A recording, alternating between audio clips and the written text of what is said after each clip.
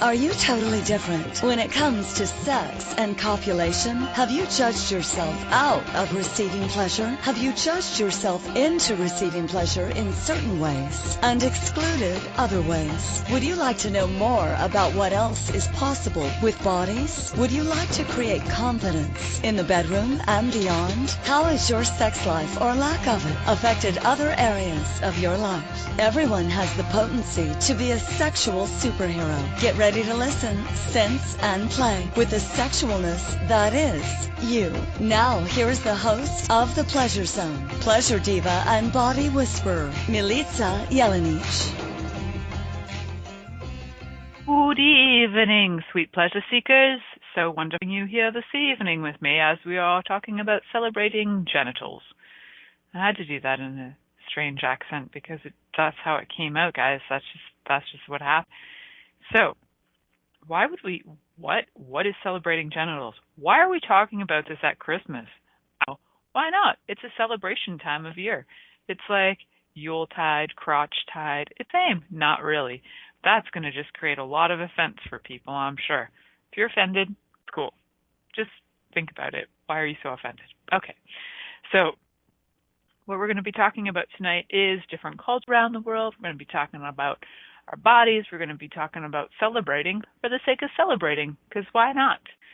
So for those of you who are brand spanking new to this particular show, The Pleasure Zone, or brand spanking new to Inspired Choices Network, first, you have found something awesome. There are many amazing shows on this station.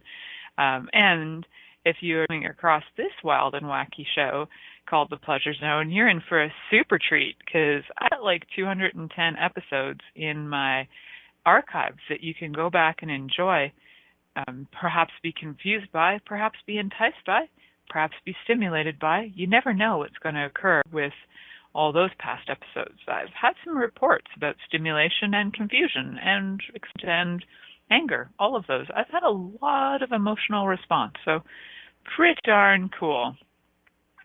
So one of the things I like to in the world is multiple different ways to bring bodies ease and pleasure. And so I do it in whatever ways that I can come up with, whether it's talking to you guys about your body, whether it's doing the body work that I do or the energy work that I do. But literally my aim for this incarnation is bringing pleasure to bodies in various different ways. And it doesn't always mean that it's going to be like a great big sexual orgy, but, sometimes it might feel like that. It's just one of those fun things where your body can have more fun and more. And, we're actually on this planet with these sensory organs called, these multiple organ systems slapped together that are bodies that actually have multiple ways of getting sensations to have pleasure or pain, or we have these responses in our bodies that can be emotional. It's an amazing thing that we have. I love playing with the idea that we can have more pleasure on this planet. And celebration is one way of having more pleasure, Well, for some people don't like celebrating so much. My husband, who happens to be sitting with me right now, he's not the biggest celebrator of all times. Like he's not like into the big parties and stuff. So celebrating for him is like, it's all internal. So everybody celebrates in their own way. So celebrating doesn't have to be like a massive external expression where you're having mega parties or festivals or parades, but it can be. And I'm actually talk about some of the strange and wonderful celebrations and parades that occur around the world, all based around nudity, penises, vaginas, and fabulous things. And why would we talk about this? What is the point? So one of the things that I find is that we tend to a lot of, negative energy would be one of the ways to describe it. We tend to be kind of insulting, unkind, and almost cruel, especially to people's genitals. They get hidden a lot, and when they come out of hiding, there can be a lot of judgment. There's a lot of, oh, that's gross, or even for ourselves, we might look at our own genital, wow, that's weird and gross or strange or blah, blah, blah. So, whatever energy on something will actually create that in in your life, right? So your thoughts create your reality. So if your thought is your genitals are ugly, guess what? You are going to both feel ugly about that, create ugliness in that body part. You're going to attract people who also find your body ugly. It's funny, but like does match like, and you will create with your thoughts. So if you actually start to enjoy your body, celebrate it, and kind of look at it in a more kind way, guess what? You're going to receive that too. So celebrating genitals in general is actually more about you starting to create an energy about you, a vibration about you that's conducive to receiving even in your life. And we're going to start today with genitals because it is a highly overlooked area, which you would think may not be the case with the amount of pornography available on the planet and the amount of people sending, dick pics via Facebook or vulva pics via Facebook. Because I could tell you, I could plaster my wall in dick pics and vulva pics. I get them all. I get videos too. And it's just, it's just like, wow, okay, so there'd be a bit of a vulgarity about it, like in your face, here's my genitals. But if you're actually in this as like a celebration of body, there's a very different energy behind it. Celebration of body and also life-giving body parts. So, I mean, your entire body together operates to actually create more life. But it is, when we think about reproductive organs, that those are the specific organs that are involved in creation and life. And if we're celebrating life creation, then we could be celebrating genitals as well. Usually the main time of year where a lot of festivals for genitals would be around the springtime. So whether it's time in the northern hemisphere or springtime in the southern hemisphere, it's really about birthing times, and that's generally associated with the spring. But I'm talking about it at Christmas because I think, celebrating is, we're already kind of in a spirit of celebration. A lot of different cultures celebrating things right now between Hanukkah, Christmas. We've got other festivals going on for different cultures and religions. So why not throw in some genital celebration while we're at it? Right? Why not? So for those of you who maybe don't read as many crazy stories as I do, and don't look up, I do some really weird research. So I look up really strange and interesting. And this show was actually inspired by something that came out of a book. So there's a book out there in the world called Pussy, A Reclamation. And on a great adventure I just took with my sweet and dear friend, Christine McIver, who's actually the CEO of Inspired Choices Network. She also has a show on the station called Inspired Choices. On our great and crazy adventures across the northern United States, we were listening, partially listening to Pussy, A Reclamation. And one of the things that Mama Gina talks about on is the celebration of women's genitals and how there are actually celebrations around the world that still go on today that are reminiscent of certain goddess. They kind of have like there's mythologies in countries that have certain, then there are celebrations now that still tap into some of the different kind of beliefs that those mythologies brought up.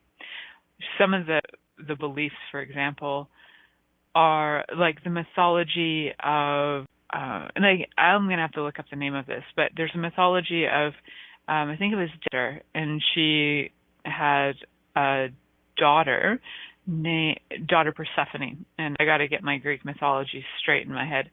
But Hades, I guess, was Persephone, and really, really wanted to have Persephone go down and live with him down in the depths. And somehow or other, the story is kind of long, but the gist of it is that Persephone goes down, and when she goes down, all the life and all the happiness left Demeter, and so all the on the planet started to go down.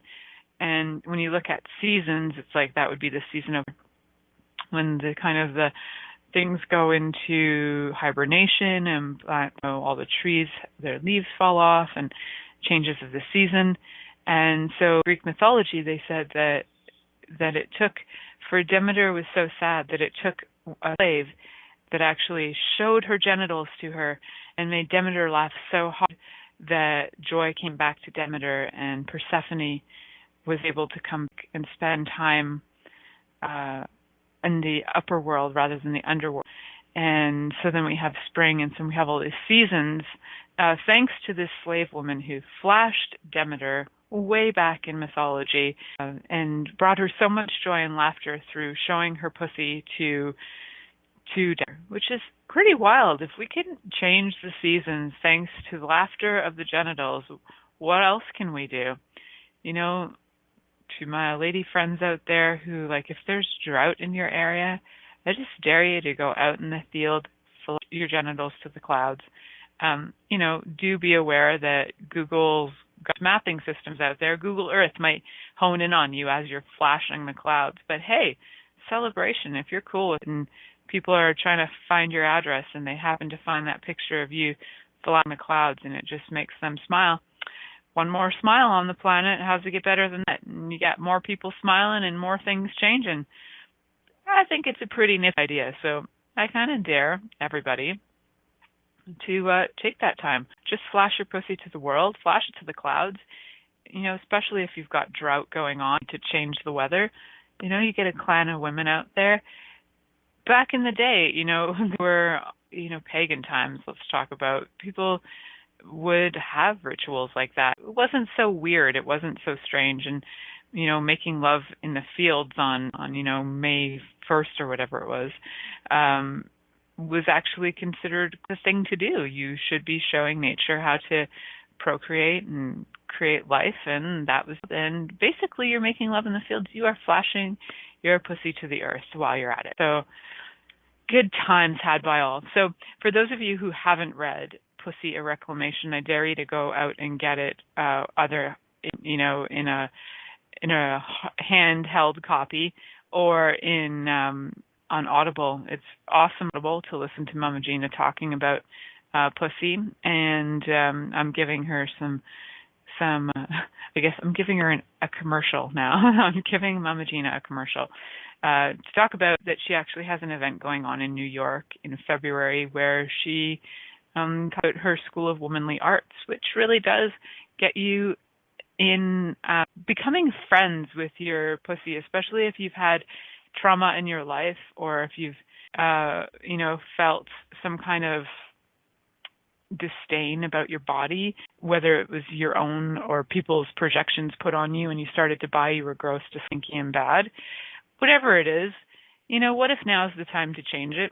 And she's pretty awesome at that. Her take on the beauty of pussy is awesome, and she's quite an inspiration. So she is a great example of celebration of your genitals. She's got some fabulous ideas on that one. So why on earth do people celebrate these things, you know? And there are actually celebrations of penises around the world too, because guess what? It's not just women's genitals that have been seen as pretty awesome throughout history.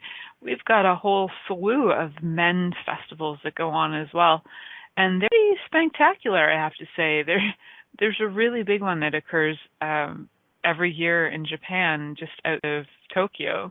There's a festival, and I will get the correct name for that, but there's a festival that occurs every year, and they bring out this giant, I think it's called the Iron Penis.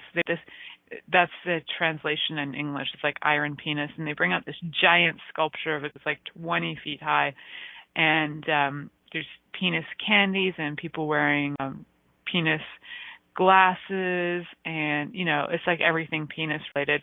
And it's really supposed to be like a celebration of the worship of the penis and asking for things like STDs to go away. They don't say how old this celebration is or how it goes back, but it's definitely a current celebration that's very similar to a lot of some of the older celebrations from thousands of years ago. Yes, this one is called Kanamara Matsuri. Thank you. Thank you for looking that up. So it's a fun thing that still goes on every year, and people are going to it from all over the world.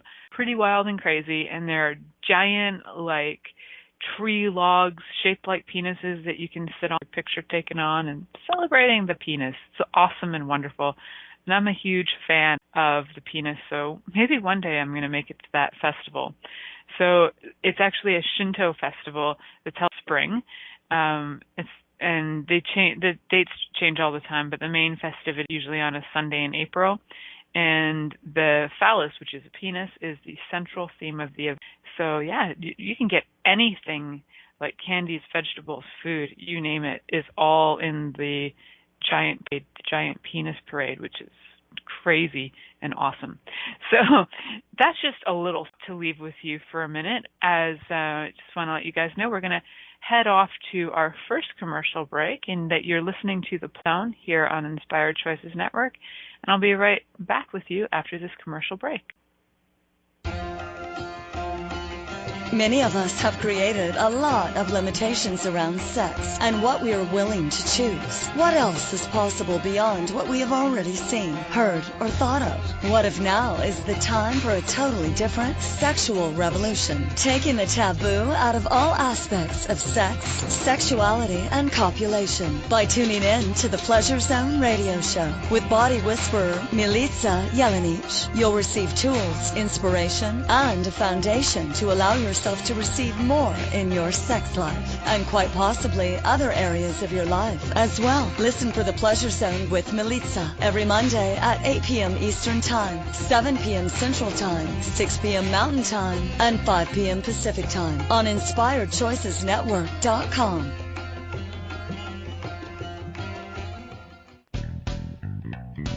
Are you a subject matter expert? Are you here to share your expertise with an audience waiting to hear from you in only the way you can deliver? Are you ready to have your voice amplified across the airwaves? Inspired Choices Network has a global radio platform streaming to millions of people across the world. Professionally produced and supported by an accomplished team every step of the way, you can broadcast from anywhere in the world, knowing your voice matters, and we ensure it is delivered with ease and efficiency. Eager to hear your message, the world awaits. Contact us today to become an Inspired Choices Network radio host. Email becomeahost@inspiredchoicesnetwork.com.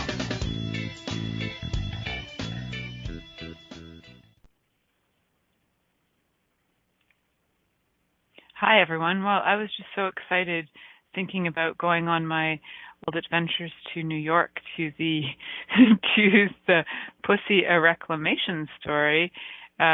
If I completely and totally forgot that I was to talk.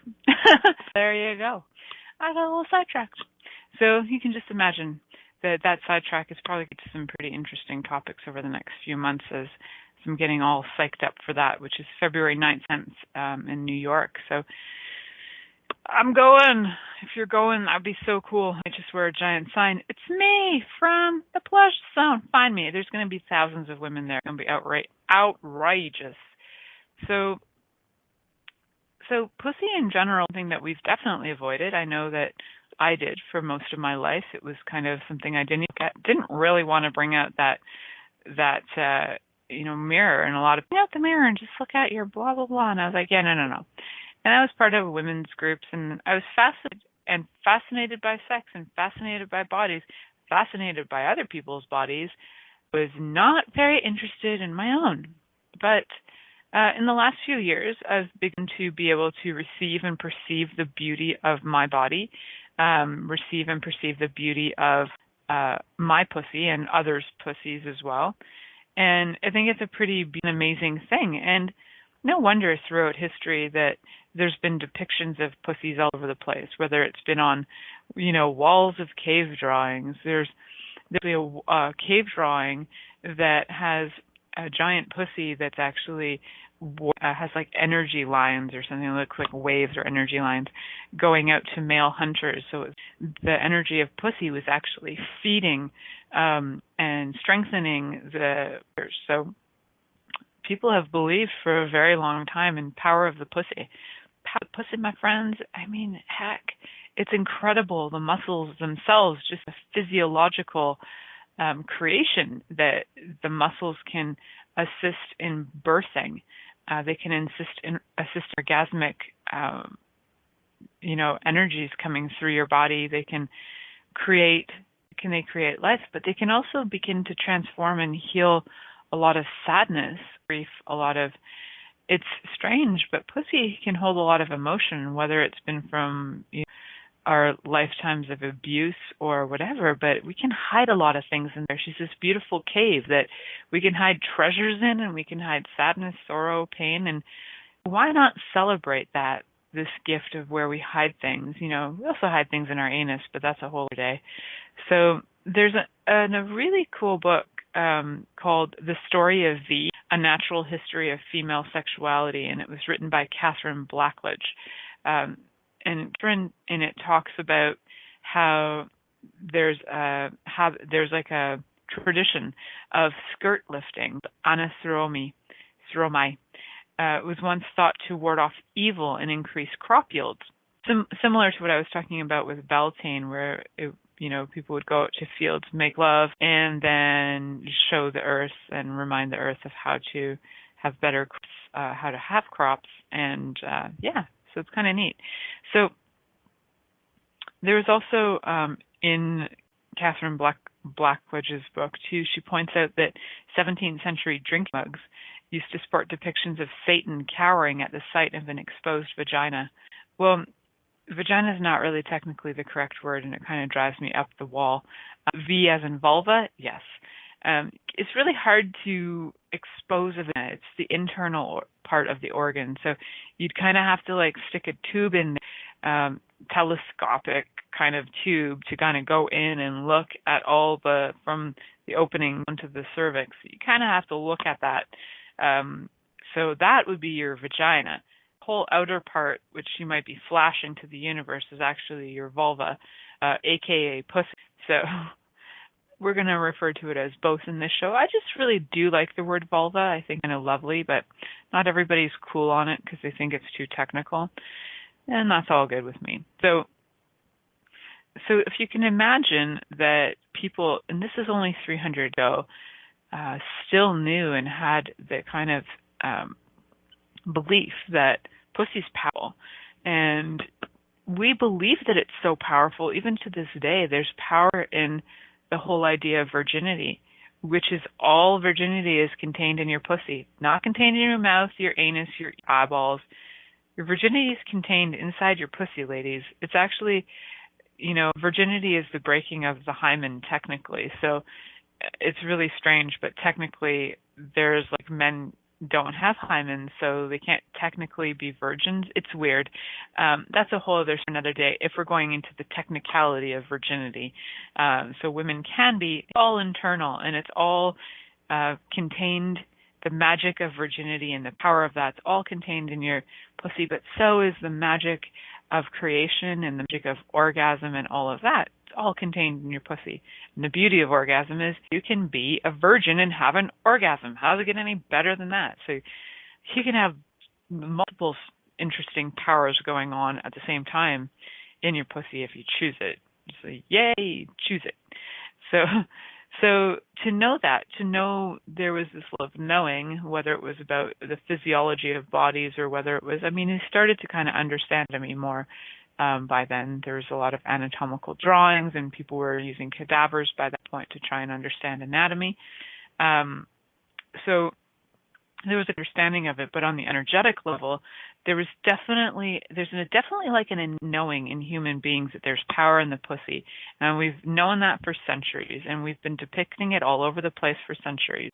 Like all across Europe, there have been depictions of goddesses, basically.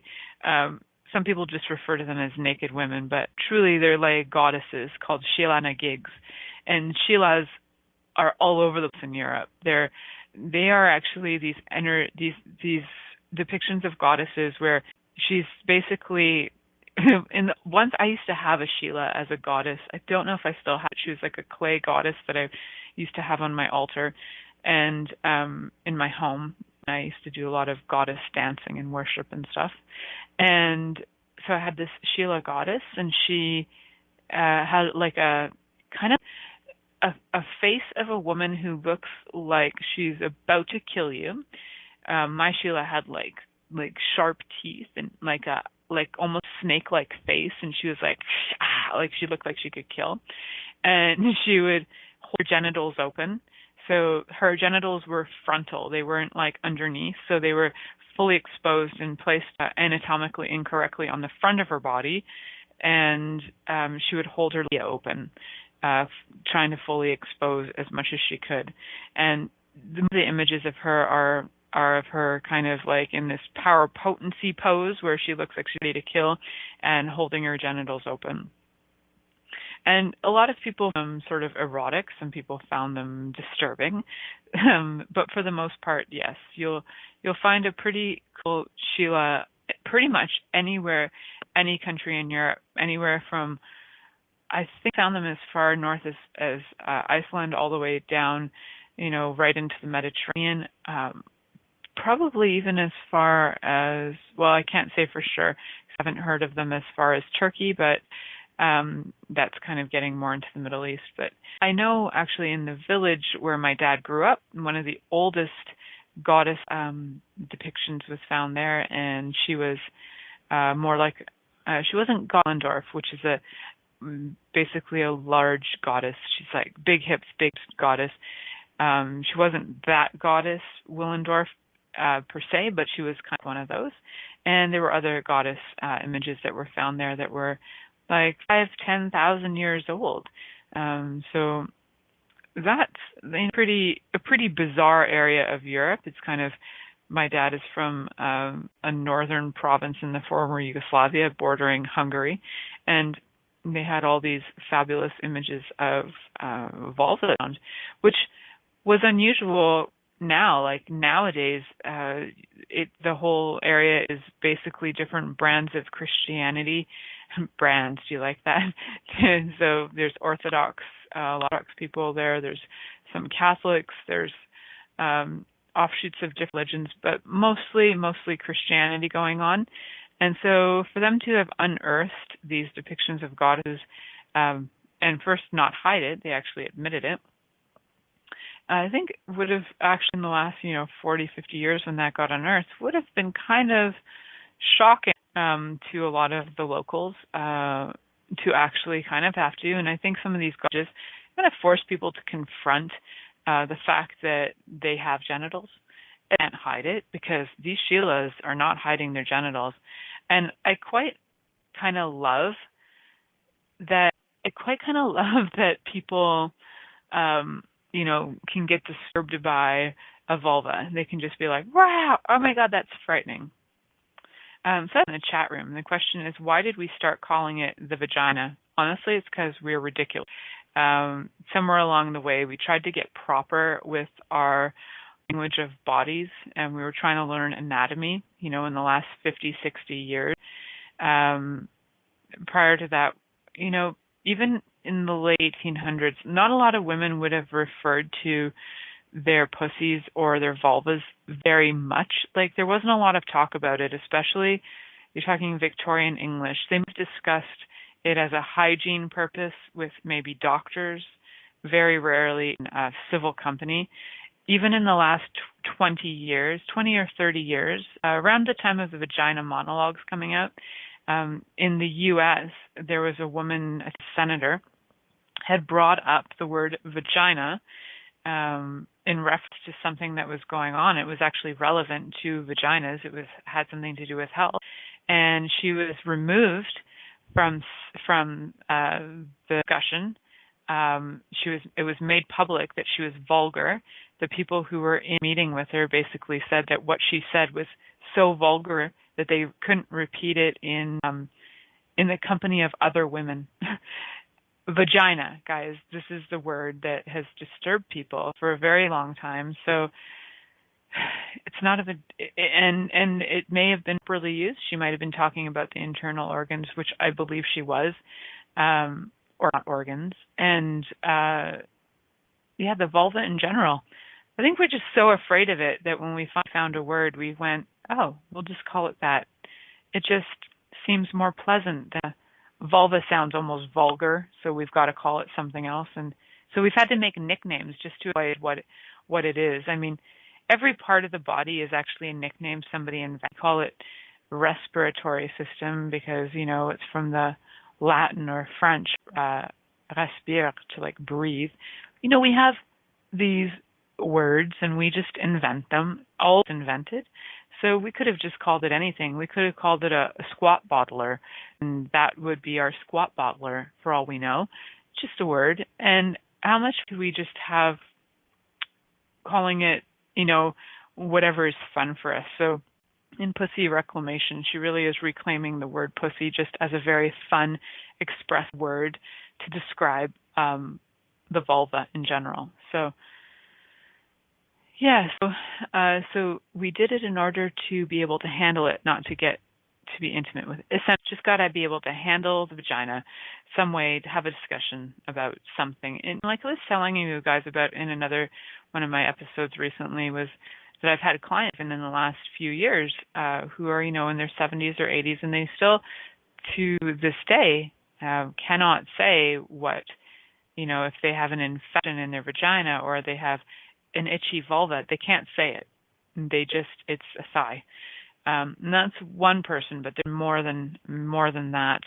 And some of them are only a few years older than me, and they've actually had a very hard time saying it too. Like, it's such a hidden mystery. It's been created as so much shame and disgust that it's like you can't even say it. You can't even admit you have one. Bizarre to me. It's got mucous membranes just like your nose, but you're willing to admit you got a nose. Freaks. Anyway, I could go on a rampage about that for a while, so I won't.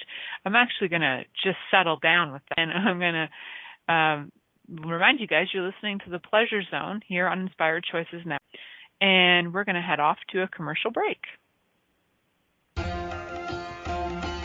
Many of us have created a lot of limitations around sex and what we are willing to choose. What else is possible beyond what we have already seen, heard, or thought of? What if now is the time for a totally different sexual revolution? Taking the taboo out of all aspects of sex, sexuality, and copulation by tuning in to the Pleasure Zone radio show with body whisperer Milica Jelenic. You'll receive tools, inspiration, and a foundation to allow yourself to receive more in your sex life and quite possibly other areas of your life as well. Listen for the Pleasure Zone with Milica every Monday at 8 p.m. Eastern Time, 7 p.m. Central Time, 6 p.m. Mountain Time, and 5 p.m. Pacific Time on InspiredChoicesNetwork.com. What if there's nothing wrong with you? What if you're far greater than you've ever given yourself credit for? What if it's time to know the gift and the contribution you are to the world and to like yourself a lot more? Hi, my name is Dane here. 13 years ago, I started to truly ask questions. Actually, I started to be the question, and everything changed for me. Asking questions opens doors to infinite possibilities. And it's not about finding the answer. It's about being the question. Always.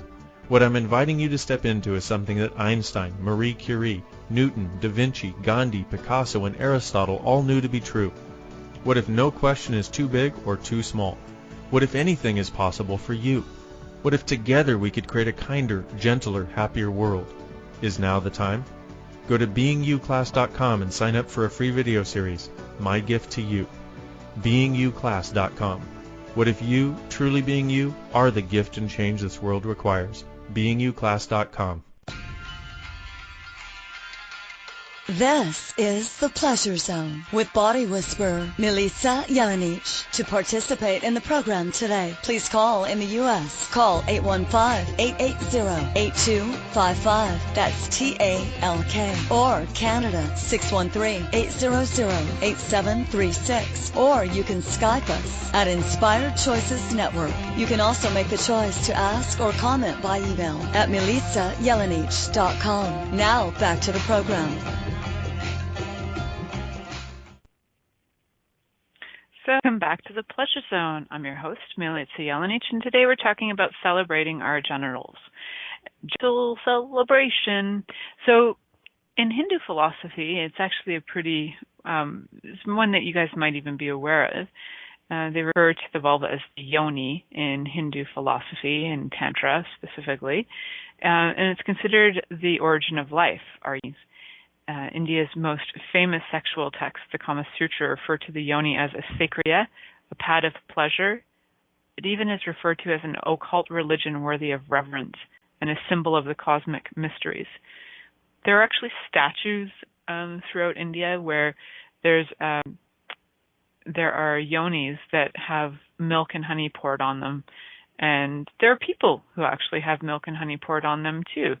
So sometimes, yes, you could actually have the milk poured onto a woman's vulva, and her mixing with her juices, and you could drink it, and it's considered a bit of a remedy of sorts.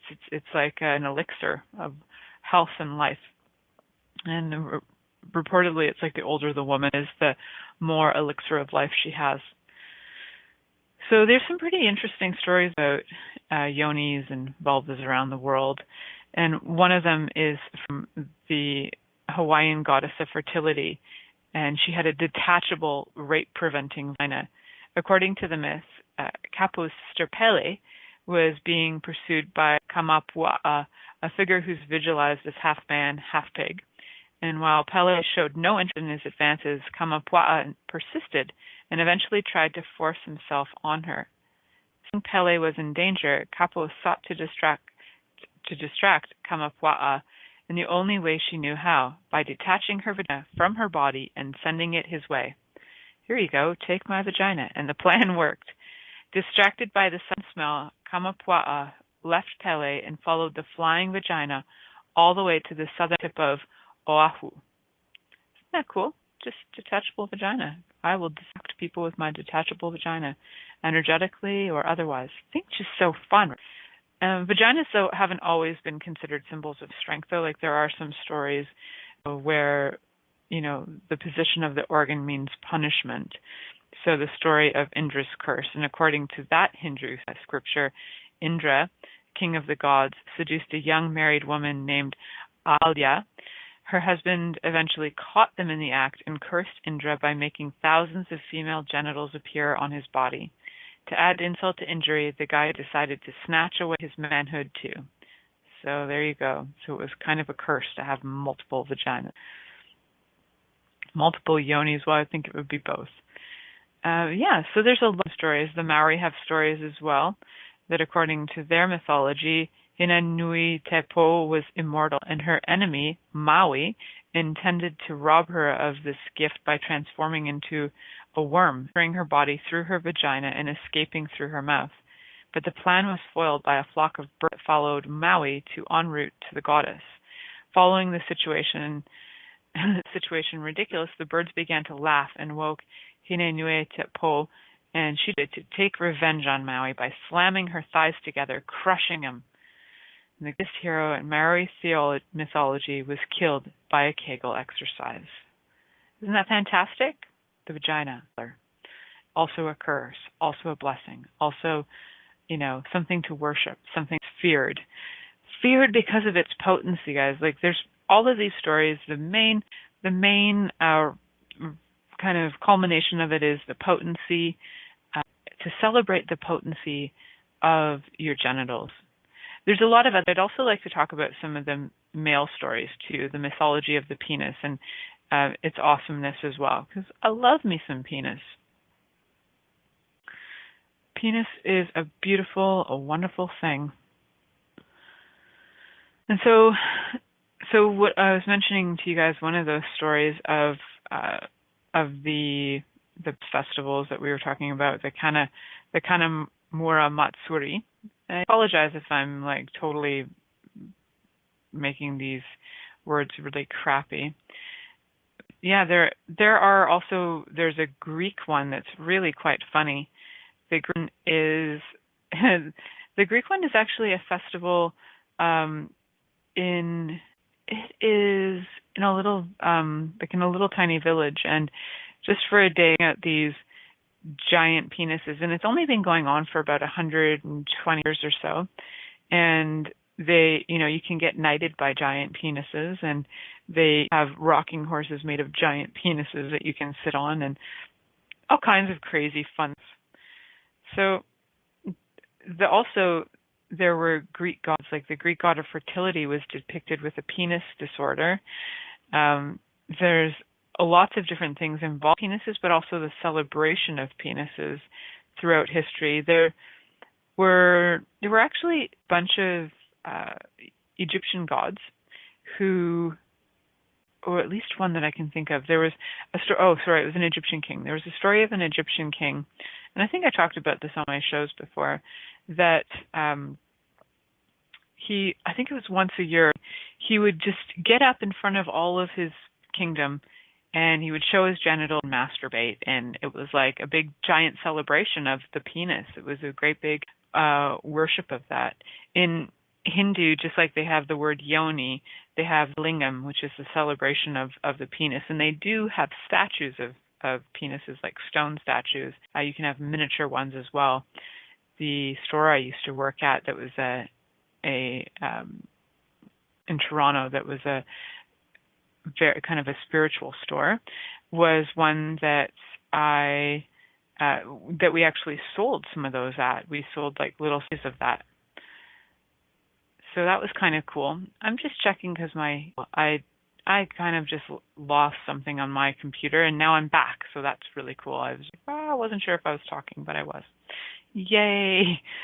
That's one of those moments where I'm like, oh, what happened? My whole computer froze, and I don't know what's going on. But it's all good now because it's not frozen anymore, and I'm not lost and confused, and I'm not feeling scared and alone, because I know that I have a yoni in my life, and if I really need a good laugh, I'll just flash myself, and I'll feel okay. So some of the other crazy and amazing festivals of celebration of penises are throughout the world. Just as much as there are depictions of the womb, there are also depictions, and you might have seen these as well in some like cave type drawings. For those of you who ever look at history images, sometimes you'll find like these little tiny guys who are like, 1/8 the size of their giant penis. And there's usually some pretty awesome fertility stories with that too, and warriors too. There have been warriors throughout history who would go naked, to really show manhood and your manliness. You fight naked. You also would wrestle naked, so that's a big way of showing your manhood as well. So there's on something called the Alternet. There is the brief history of penis worship, and also the brief history of vulva / they call it vagina worship. So if you do want more information, kind of fun to check that out. And I'm actually going to give you guys more information on the penis worship, but I do realize that we're coming up to break again, just because for some reason I'm like running behind on my breaks, and it's kind of cray-cray. So I'm going to say thanks for listening, guys. It's awesome. And you're listening to The Pleasure Zone here on Inspired Choice Network, and we're going to head off to a commercial break. Many of us have created a lot of limitations around sex and what we are willing to choose. What else is possible beyond what we have already seen, heard, or thought of? What if now is the time for a totally different sexual revolution, taking the taboo out of all aspects of sex, sexuality, and copulation by tuning in to the Pleasure Zone radio show with body whisperer Milica Jelenic. You'll receive tools, inspiration, and a foundation to allow yourself to receive more in your sex life, and quite possibly other areas of your life as well. Listen for the Pleasure Zone with Milica every Monday at 8 p.m. Eastern Time, 7 p.m. Central Time, 6 p.m. Mountain Time, and 5 p.m. Pacific Time on InspiredChoicesNetwork.com. Hey everybody, this is Dr. Dane here, and I would like to invite you to an adventure in being. I've just written and finished a new book known as Being You, Changing the World. Are you one of those dreamers? One of those people who's always known that other possibilities should be available but haven't yet been able to see them be created? Well, I wrote this book for you. In it, you'll find tools, processes, and unique perspectives to change the things you've always wanted to change but didn't know how. In it, you'll find an invitation to a different possibility for a way that we can be in this world that changes not only our lives, but by being us, allows us to contribute to changing everything planet-wide that doesn't work. Are you aware that truly great people truly being them is the only thing that has ever created a great change on this planet. Are you willing to step up? Are you willing to be one? Check out a copy of my new book, Being You, Changing the World. I invite you to go to beingyoubook.com for a free gift. This is The Pleasure Zone with body whisperer Milica Jelenic. To participate in the program today, please call in the U.S. Call 815-880-8255. That's TALK. Or Canada, 613-800-8736. Or you can Skype us at Inspired Choices Network. You can also make the choice to ask or comment by email at milicajelenic.com. Now back to the program. Welcome back to the Pleasure Zone. We're talking about celebrating genitals, and now we're moving on to like one of my most favorite subjects, penises. So here we go. There's actually a lot of penis worship throughout the world, and you'll find it in most, like I mentioned before. I did mention just before we went to break about the lingam in Hindu mythology. I'll just give you guys some background on that. In Hindu mythology, it holds that when Shiva, the god of destruction, was killed, the goddess Kali ripped out and ate his organs and then mounted his erect penis to complete the cycle of creation. Today, Shiva is represented by lingam, or penis, for worship in temples. And there's a city called Varanasi, which draws thousands of pilgrims each year to bathe in the sacred waters of the Ganges. But it's also a place where there's loads of penis depictions and temples erected to Lord Shiva. So there's some fun information. If you're looking for crazy things to watch, you can find something called the Dickumentary. There is a lot of cool information in there, and I am going to try and locate that. I've seen reference to it in a few things, and I still have not had a chance to watch it. So this is just note to myself: watch the Dickumentary. And there's been a lot of different places, like in Shinto religion in Japan. Shinto is basically a religion based on a bunch of native beliefs, a collection of native beliefs and mythology that's given rise to shrine culture. So what are shrines? Basically, like most houses or little cities would have, like little towns would have a shrine, like a little temple erected in worship to different things. So the Honen Matsuri is one of Japan's many festivals where, they parade at the giant phallus. That's the one festival. Then there's another one that highlights a row of unmarried women carrying small phalluses in their arms, asking those in the crowd for blessings of marriage and fertility. And phallic processions were actually found common around, especially the Dionysiac celebrations, in other words, Greek. They were meant to symbolize coming of spring and fertility. While tradition had largely died out, the Greek town of Tyrnavos, which I had mentioned to you guys, there was a festival. This isn't the one I was mentioning, but this is another one. Has a practice of also carrying out the penises through the town in a parade. So kind of fun. During the annual celebration of Burani, the townspeople celebrate with phallic food, puppets, hats, pretty much anything else that can easily be made to resemble a phallus. I'm going to end up going there one day too, just for fun, because hello, there's puppets and there's penises, and like, how's it get any better than that? That's what I have to say. And so a lot of depictions of celebrations for penises are not all just like parades and whatever, but there are places you can find statues, fountains, all kinds of things in celebration of the sweet, sweet phallus. And especially India, especially throughout Asian cultures, there's great respect and reverence for the penis. And I think it's pretty lovely. I think a lot of men, too, nowadays have had, a lot of comparison to their genitals by watching things like pornography. So there's a lot of, self-judgment and loathing and self-criticism going on. And why not have fun and look at fabulous penis celebrations around the world, whether they're giant penises or little penises. But even think about the statue of David. I mean, you look at him, he does not have a large penis, my friends. And it's interesting that in some cultures it was like a big deal to make a giant penis, and it's not that his penis was ripped off. Like, the penis that you see on David is actually pretty, unless they've like reconstructed it. It's pretty much the penis was the correct size that was carved all those years ago. And there was, I think it was an English or a French king who got a whole bunch of statues and removed the penises because he had some kind of interesting issue with penises. I can't remember. I saw that on some documentary because I watch all the weirdest documentaries in the world, and got really fascinated by the fact that somebody would actually buy statues and take the piece off. So it's pretty amazing just to think about all the culture that's been behind genitals for so long. And how can we celebrate our genitals? Like, what can we do, right? So fun ideas, just like, what if you could actually worship your own genitals? Would you like to make it fancy, make it beautiful? Yourself some, so you can get these like stickers that you can put on your skin and then be like jewels, or you could like bedazzle your yoni. You could dazzle your scrotum, boys.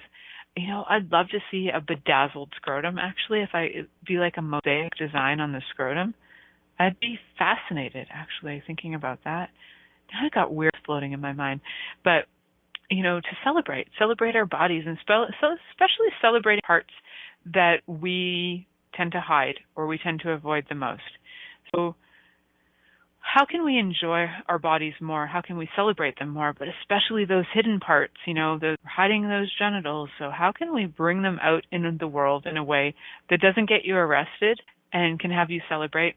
And if you've never seen it, there's a fabulous celebration of the vulva called the Great Wall of Vagina. And it's an art installation with, I don't know how many hundreds of castings of vulvas. Something to enjoy. You could cast your own penis. I know, I have crazy ideas. Guys, I have no idea what next week's topic is going to be, but I'm sure it's going to be exciting and crazy as usual. I hope you enjoyed this episode, and I look super forward to playing with you next week here at Pleasure Zone. Thank you for choosing to listen to The Pleasure Zone. Milica Jelenic will return next Monday at 8 p.m. Eastern Time, 7 p.m. Central, 6 p.m. Mountain, and 5 p.m. Pacific on InspiredChoicesNetwork.com. We hope you'll join us. Until then, have the best week of your life by choosing to be turned on and tuned in to your body.